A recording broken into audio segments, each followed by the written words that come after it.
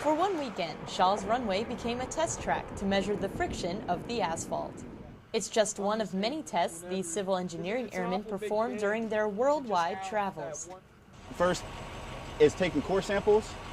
We actually drill through it to get down to the soil, and then we actually auger down and take a soil sample, and then we actually collect it, and we can process it back at Tyndall in the soils lab so that we can classify and just make sure that it's going to be strong enough and suitable enough to land aircraft on. There's a lot of science involved in their work, and the airmen use special methods to simulate different landing conditions.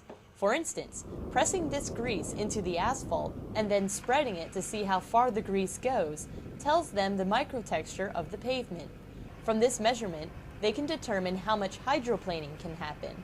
Overall, these Flightline evaluations help wing commanders understand their Flightline mission capabilities.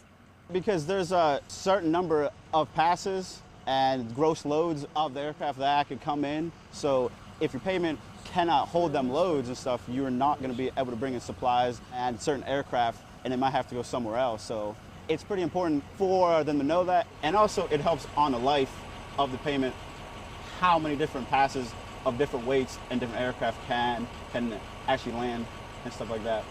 The evaluation data is sent to Tyndall Air Force Base in Florida for processing. Post-wing commanders receive a report of the results while the team moves on to their next destination. Staff Sergeant Jenna Armstrong, Shaw Air Force Base, South Carolina.